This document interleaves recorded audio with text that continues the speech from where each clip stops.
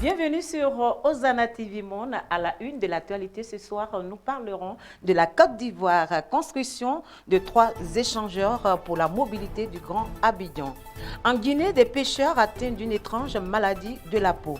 Et puis au Sénégal, le président s'accroche au pouvoir et des manifestations ont lieu. Et nous finissons par Pretoria, précisément au Libéria. L'ambassadeur américain à Pretoria accuse l'Afrique du Sud d'avoir livré des armes à la Russie. Et voilà, nous débutons ce journal sur la Côte d'Ivoire. Aujourd'hui, nous parlons de la construction de 3 échangeurs pour la mobilité du Grand Abidjan.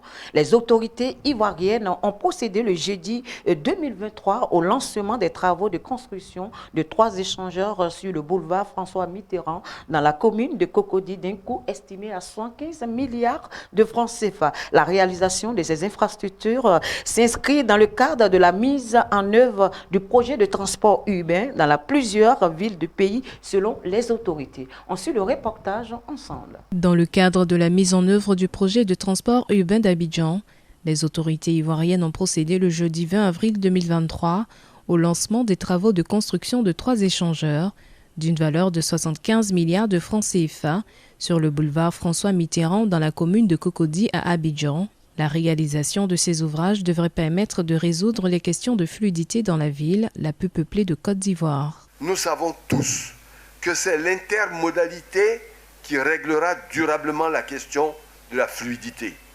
C'est pour cela que le développement du transport lagunaire et l'arrivée du métro bientôt permettront à moyen terme de ne plus se reposer uniquement sur le réseau routier. Amélioration significative ainsi de la productivité d'une ville, l'une des plus dynamiques du continent. De grands chantiers sont également en cours et en projet dans les villes secondaires de notre pays.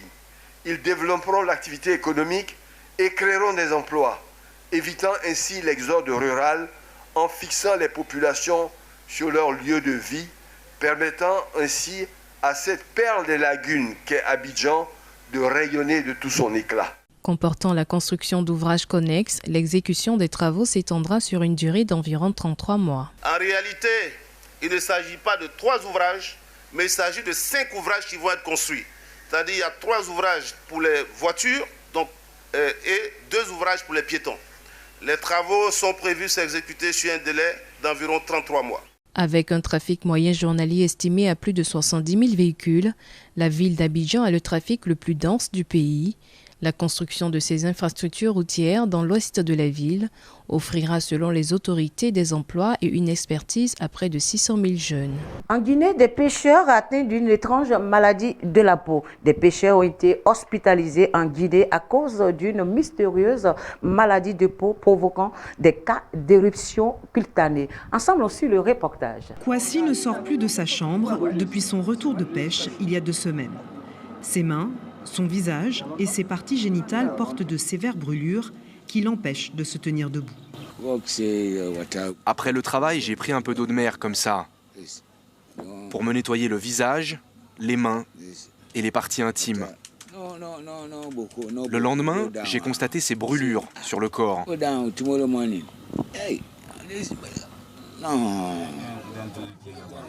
Depuis 1 mois, près de 300 pêcheurs artisanaux sont atteints de brûlures similaires. Tous les ont contractées au contact de l'eau de mer alors qu'ils étaient au large. L'hôpital national de Donka prend en charge gratuitement les pêcheurs. Le docteur Kaba fait partie de la commission chargée par les autorités de déterminer la cause de ces plaies. C'est une brûlure des organes génitaux externes.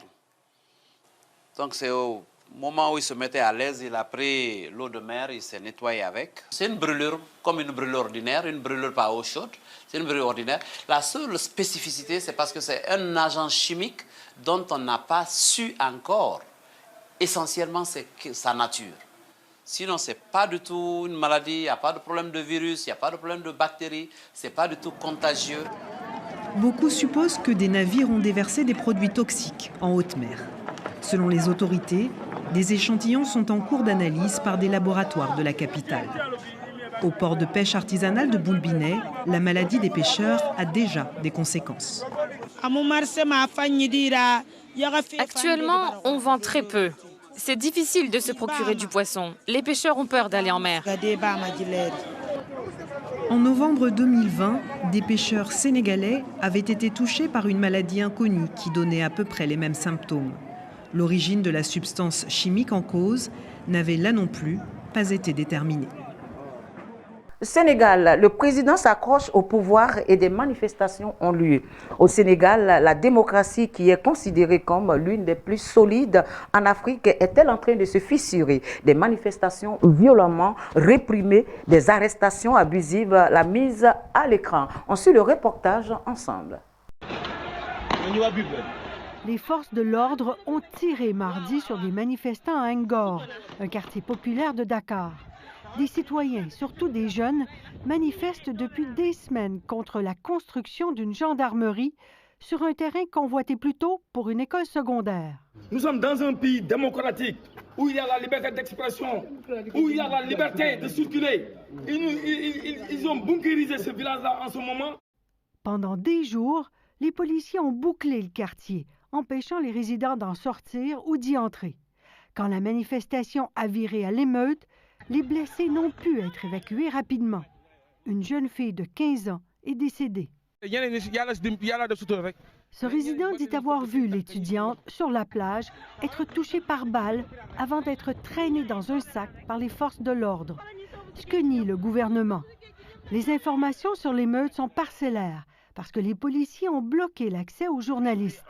Ce collègue de France 24 s'y est rendu le lendemain. Les affrontements ont été violents entre les gendarmes et la population locale. Il affirme que sont des balles réelles qui ont été tirées, mais actuellement on n'est pas encore en mesure de vérifier. Les manifestations au Sénégal sont plus souvent interdites, donc réprimées et dispersées par la force. Les journalistes sénégalais sont aussi de plus en plus victimes d'intimidation, de brutalité policière, quand des radios ne sont pas carrément suspendues. Les acquis, en fait, en matière de respect de la liberté de presse commencent à s'effriter petit à petit. Toutes les tentatives de musellement, aussi bien de la presse, de la population ou toute opinion divergente, est systématiquement condamné, ce qui pose même un problème d'un état de droit au Sénégal. On se dit, est-ce qu'on est toujours, en tout cas, dans un état de droit? Ce n'est plus de la justice, c'est du banditisme judiciaire. Ousmane Sonko, l'opposant le plus populaire au président Macky Sall, vient d'être condamné à 6 mois de prison pour diffamation. Cela pourrait le disqualifier comme candidat aux élections. Il accuse le gouvernement d'utiliser les tribunaux pour éliminer des opposants. Dans l'histoire politique du Sénégal, on n'a jamais vu, on n'a jamais assisté à une situation pareille. Jamais on a assisté à un tel acharnement contre un candidat. Les opposants protestent aussi contre l'intention présumée du président Macky Sall de solliciter un 3e mandat, ce qui est interdit par la Constitution. On est inquiet pour la démocratie sénégalaise. Et plus le président laisse planer la possibilité d'un 3e mandat, plus la tension monte. Les partis d'opposition prévoient une vaste manifestation vendredi. Des morts, il y en aura combien? Jusqu'où les gens vont s'arrêter et accepter de discuter? Car si la justice bloque la candidature d'Ousmane Sonko, ses partisans risquent d'imposer leur voix dans la rue. Journée électorale en Mauritanie. La journée électorale a été dense en Mauritanie. 1,8 million d'électeurs appelés aux urnes, 25 partis en lice et 3 scrutins électoraux. On suit ensemble le reportage. 7h du matin et ce malgré la chaleur écrasante, les Mauritaniens ont afflué dans les bureaux de vote. La commission nationale relatait déjà 18% de participation à midi et dans les files d'attente, il fallait être patient. Certains m'ont confié avoir attendu pendant 2 heures. Il faut dire aussi que cette année, pas moins de 6 bulletins de vote étaient à déposer dans les urnes. Alors il fallait aussi accompagner les électeurs pour pas qu'ils ne se trompent. Pas de quoi pour autant décourager les soutiens du parti au pouvoir El Insaf ou ceux des grands partis d'opposition comme le parti islamiste du Tawassoul ou le parti Sawab rejoint par l'ancien député anti-esclavagiste Biram Dahabed. Mais malgré leurs divergences, tous m'ont confié qu'ils souhaitaient du changement. Beaucoup de choses, des droits des citoyens, de la propreté de la ville, beaucoup de choses, des infrastructures. On donne encore une chance pour le parti INSAF pour faire mieux. En fait, plus d'opportunités pour les jeunes pour l'emploi, l'égalité aussi, côté ethnique, que tout le monde s'entende bien. On espère réellement qu'il y ait vraiment une opposition quand même un peu forte quand même. À un an de l'élection présidentielle, ces élections constituent donc un premier test pour le parti au pouvoir El Insaf, qui espère bien conserver sa majorité. Pretoria. L'ambassadeur américain à Pretoria a accusé jeudi dernier l'Afrique du Sud d'avoir fourni un soutien militaire à la Russie en dépit de sa neutralité dans le conflit avec l'Ukraine lors d'une rencontre avec les médias locaux. Selon Ruben Brigetti, les États-Unis sont convaincus que des armes et des munitions ont été échangées à bord d'un cargo russe amarré près du camp début décembre. On suit le reportage ensemble. Le but de ce sommet, selon les Américains, c'est d'établir un rapport équilibré aux pays africains, contrairement à ce que la Chine et la Russie proposent aujourd'hui. Les États-Unis n'ont pas l'intention de s'implanter en Afrique de l'Ouest. Nous sommes à l'écoute de nos partenaires. Nous nous sommes engagés envers l'Afrique et nous serons à l'écoute tant que nos partenaires voudront de nous. Et cet événement est un parfait exemple de notre engagement envers l'Afrique. Impossible de parler sécurité sans parler de la menace terroriste dans la zone sahélienne. C'est pour cette raison que la délégation a visité l'Académie internationale de la lutte contre le terrorisme. Il s'agit du premier centre de ce genre en Afrique de l'Ouest et depuis son inauguration en 2021, près de 1000 soldats y ont été formés. C'est une étape importante donc pour les autorités ivoiriennes qui voyaient l'opportunité de montrer aux Américains mais également aux armées africaines l'importance d'investir financièrement mais aussi humainement dans cette infrastructure. Ce sommet va dans le sens des annonces faites par Joe Biden en décembre dernier. Le président américain annonçait la somme de 55 milliards de dollars pour l'Afrique dans les 3 prochaines années. La Turquie a un tournant. Kemal Kılıçdaroğlu a montré une capacité de façon calme, ce qui détonne avec Recep Tayyip Erdogan. Le style est important en diplomatie. Ensemble, on suit le reportage. Oui, l'accouchement a été très très long, puisque les négociations en réalité ont duré plus d'1 an. Pour qu'ils puissent enfin se mettre d'accord tout d'abord sur un programme assez épais, 240 pages, qui a été publié au mois de janvier dernier. Ensuite, il y a eu des tractations pour qui serait l'homme capable de se présenter et de représenter cette table des 6, comme on l'appelle là-bas, puisqu'il y a 6 partis qui se sont coalisés. Ils y sont parvenus au mois d'avril, et depuis lors, on peut constater que ces oppositions qui se sont réunies n'ont pas fait de faux pas, que M. Kılıçdaroğlu, qui était souvent présenté comme quelqu'un d'un peu apathique, a montré au contraire une véritable capacité de mobilisation, d'entraînement derrière lui, mais d'une façon très calme, ce qui détonne totalement avec le personnage de Erdogan, dont on sait qu'il est polarisant, belliqueux, souvent agressif, voire même injurieux. Donc c'est un petit peu le jour et la nuit. La comparaison avec Gandhi, pour ma part, il faut la prendre avec précaution, mais je l'appelle plutôt la force tranquille. Nous, Français, ça nous évoque quelque chose. Nous n'avons jamais l'assurance, ni en Turquie ni ailleurs, qu'un homme politique élu applique intégralement le programme pour lequel il a été élu, bien évidemment. Sauf qu'à mon avis, après plus de 20 ans de pouvoir de l'AKP, il y a un programme qui est un peu vague, qui n'est pas tellement précis sur un certain nombre d'aspects, mais on peut considérer que ces électeurs feront pression pour qu'il applique, dans les mois qui suivent l'élection, s'il est élu, je reste prudent, les mesures ou les principales mesures dont certaines ont été rappelées.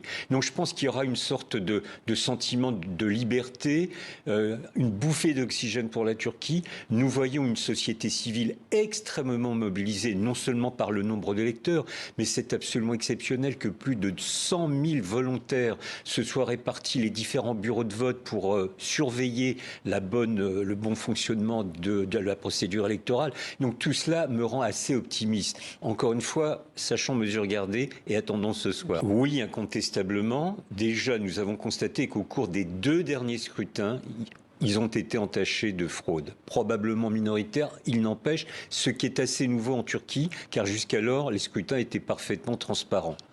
Et bien évidemment, il y a un facteur aggravant cette année. On se souvient tous des séismes qui ont affecté la Turquie le 6 février dernier. Ça veut dire 3 millions de déplacés. Or, une partie de ces déplacés n'ont toujours pas été inscrits ou au dernier moment.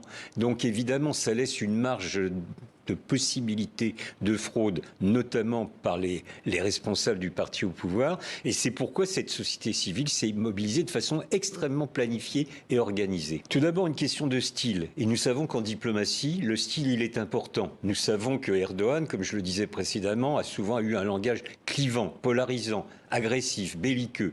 C'est tout le contraire de M. Kılıçdaroğlu. Alors, on sait qu'en diplomatie, les aspects de forme ont leur importance. Deuxième aspect, je pense qu'il ne faut pas imaginer qu'il y ait un changement de cap total, radical dans la politique extérieure de la Turquie sur de nombreux sujets, et y compris sur le dossier européen. D'autant que cette coalition composée de 6 partis en possède notamment un qui est assez souverainiste, qui est issu de l'extrême droite, qui s'est modifié au cours des ans, mais qui reste très souverainiste, donc il sera extrêmement exigeant à l'égard de l'Union européenne. Donc je pense que l'essentiel, c'est de pouvoir refluidifier les relations entre la Turquie et l'Union européenne, les mettre enfin au niveau où elles devraient être, puisqu'on constate que depuis maintenant de nombreuses années, elles sont quasiment au point mort, les négociations. La perspective immédiate, c'est évidemment pas l'adhésion de la Turquie, mais je pense une refondation de nos relations avec la mise en œuvre d'un certain nombre de projets communs qui procèdent des enjeux de sécurité, des enjeux de la lutte, concernant la lutte antiterroriste, des enjeux environnementaux, de l'énergie, etc. Écoutez, la tension est montée d'un cran au cours des derniers jours. Il y a même eu des agressions de meetings, notamment de l'opposition, donc on est dans une situation très compliquée. S'il y avait un deuxième tour, on peut évidemment craindre que les 2 semaines à venir, puisque celui-ci aurait lieu le 28 mai, soient encore plus tendues et voire même donnent lieu à encore plus de violence. Ne jouons pas les oiseaux de mauvais augure, nous n'en sommes pas là. Avant-hier soir, Erdogan, dans une émission de télévision, a expliqué que, bien sûr, il serait respectueux du verdict des urnes, qu'il avait toujours promu la démocratie. Je pense que ce n'est pas tant Erdogan qui poserait question, c'est que dans son camp, il y a des ultras qui, probablement, voudraient en découdre. Donc, nous ne sommes pas à l'abri de ces violences hypothétiques, mais ayons en tête le fait que le peuple turc, les citoyens turcs, les électeurs turcs sont très légitimistes. Et donc, si l'opposition est élue, je veux dire, la marge de manœuvre pour Erdogan sera réduite. Je ne dis pas qu'elle est impossible. États-Unis, la pression est forte sur la frontière sud des États-Unis depuis vendredi 12 mai 2023, au lendemain de la fin d'une mesure d'exception à la pandémie. 10 000 migrants traversent illégalement chaque jour depuis le Mexique et 20 000 migrants sont détenus par les services frontières. Plus de précisions dans ce reportage. Un établissement scolaire sous haute sécurité, car depuis quelques jours, c'est ici que sont déposés les migrants. L'école secondaire Bassett fait partie d'un des 3 endroits transformés en centre de détention à El Paso. Interdiction pour les caméras d'y entrer. Puis soudain apparaît une famille. Le pouce levé avec un grand sourire, ce sont les premiers à sortir. Soupir de soulagement après avoir passé leur première nuit à El Paso, ces 2 familles vénézuéliennes sont libérées. Nous arrivons du Pérou, dit-elle, mais nous sommes vénézuéliens. Il nous a fallu 4 mois pour arriver jusqu'ici. Chacune savoure ce premier moment de liberté. Caroline, c'est la matriarque avec ses 2 filles et son petit-fils, Alex, de 11 mois. À l'ombre, sa fille, qui n'a pas voulu donner son nom, allaite son bébé. Elle reste discrète sur les circonstances de leur migration. Sa sœur, elle, caresse déjà des rêves d'étudier en médecine. Nous sommes passés par la porte 42, dit-elle. Dieu merci, ils nous ont libérés avec nos documents. Mais nous n'avons pas d'argent pour aller à Chicago. Nous allons marcher vers l'église pour voir si on peut avoir un billet. La veille, ils étaient des centaines à la porte 42 à attendre. Le bruit courait ce jour-là qu'après minuit, il ne serait plus possible d'accéder à la frontière. On marchait d'un pays à l'autre sur des roches placées sur le fleuve, sous le regard de la garde nationale. Les soldats avaient beau renforcer les barbelés, rien pour décourager les migrants. Aujourd'hui, le lieu est désert. Ils ont tous été transportés à El Paso. On traite les demandes, on fait un triage. Et s'ils n'ont pas la base pour rester ici, dit-il, on les renvoie. C'est le chaos, dit le président de la Chambre des représentants. La Maison-Blanche n'avait aucun plan, dit Kevin McCarthy. On est plongé dans une autre crise. Joe Biden n'a été à la frontière qu'une seule fois en 50 ans. Il va y avoir du chaos pour quelque temps.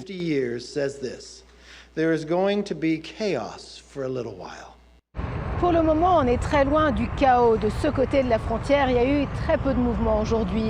Et plusieurs se demandent pour combien de temps. Et nous finissons ce journal sur l'Ukraine en disant qu'à la une de la presse de ce vendredi dernier 12 mai, la colère de l'ambassadeur américain en Afrique du Sud a accusé de collusion avec la Russie, mais aussi le mois par la démission des maires français après les menaces de partisans d'extrême droite et la cote de Picasso qui vacille sur le marché de l'art. Plus de détails dans ce reportage. Presse américaine qui titre, vous allez le voir ici dans le Washington Post, l'Afrique du Sud a chargé des armes à bord d'un bateau russe. Vous le disiez à l'instant, ça se serait produit en décembre dernier sur un port dit militaire qui serait basé près de la ville du Cap. Pourquoi cela pose question? Eh bien parce que l'Afrique du Sud, comme plusieurs pays de l'hémisphère sud, eh bien, sont restés jusqu'à présent sur une position de non-aligné vis-à-vis de la guerre en Ukraine. Information évidemment abondamment commentée dans la presse sud-africaine. On va commencer, vous allez le voir, par le Sowetan qui titre « La roulette russe du gouvernement sud-africain ». Roulette russe, donc ce jeu de hasard qui peut s'avérer mortel. Dans les faits, eh bien, ce jeu, nous dit le journal, peut conclure, je vais arriver à ouvrir mon... Voilà, excusez-moi, peut conclure sur les sanctions éventuelles du gouvernement américain vis-à-vis du gouvernement sud-africain. Ici, à l'image, on voit le président sud-africain Cyril Ramaphosa interrogé par le Parlement local. Il a seulement déclaré « Une enquête est en cours, on va y regarder de plus près ». Fin de citation. Mais pour le quotidien de Star, eh bien, cela ne suffit pas. Regardez, je vous le montre juste ici. Le président est entré dans une guerre des mots avec les États-Unis, titre le quotidien de Star. Pour le Citizen, eh bien, il rappelle que l'ambassadeur américain basé en Afrique du Sud était tout simplement furieux quant à cette question d'un éventuel chargement d'armes sud-africaines sur un bateau russe. « Je suis prêt », avait-il déclaré, « à parier ma vie que tout est vrai, affaire à suivre ». Et voilà, c'est ici que nous nous arrêtons pour aujourd'hui. Merci d'être connectés sur Osana TV Monde. Ce journal a été réalisé par Noé Yapi. Merci et bonsoir chez vous.